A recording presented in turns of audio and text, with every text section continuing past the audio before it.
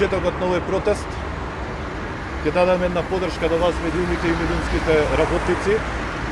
Порака, вие сте на терен, работите за 1 мај, работите во сабота пред Великден, ги повикуваме газдите да додалат поголема дневница за вас, минимум 100%.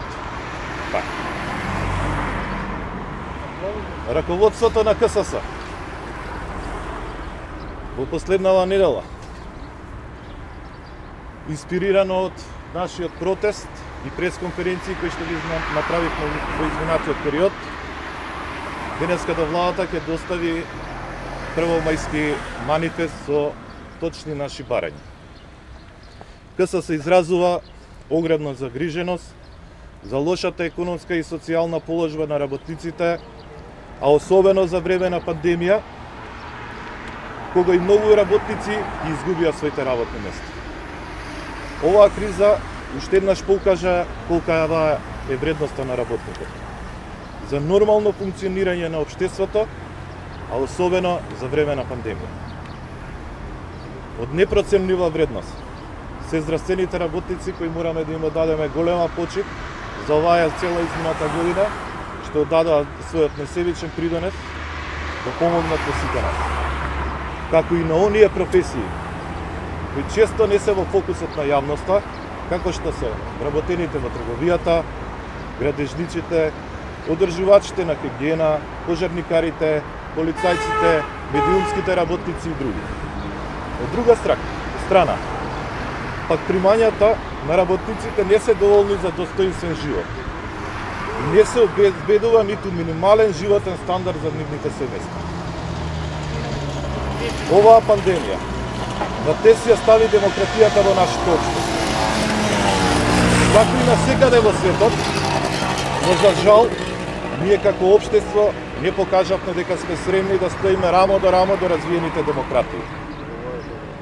Земји кои успеваат да се и за време на пандемија да носат разумни, демократски, заеднички одлуки во кои се вклучени сите релевантни чинители кои можат во рамките на својот делокруг на работа да придонесат за полесно надминување на предизвиците кои ги донесе оваа пандемија.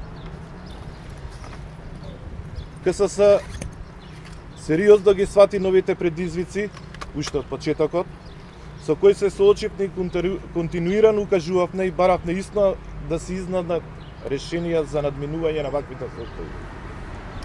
Но за жал, одговорните државни органи не предземаат доволно сериозни мерки за излез од оваа ситуација. Сведоци сме на прекршување на закони, суспендирање на колективни договори, кратење на правата на работниците, кои им се загарантирани, што е најважно од се, недоволно преземени мерки за зачувување на безбедноста и здравјето во време на пандемија за сите работници. Работниците се соочија со откази од работа, неисплаќање на плати и придоноси на плати, кои беа наменети од државата како помош, незаконски престанок на работен однос, незаконско намалување на плата, неоправдани дисциплински постапки, непочитување на колективните договори, непочитување на законски одредби поврзани со годишните одмори и работното време и други прекршувања во областа на работното право. Од друга страна, пак се соочуваме со масовна миграција на нашите млади и нашите високообразовни кадри кои заминуваат кон западноевропските земји, а државата дозволува да се прекршуваат правата од работен однос.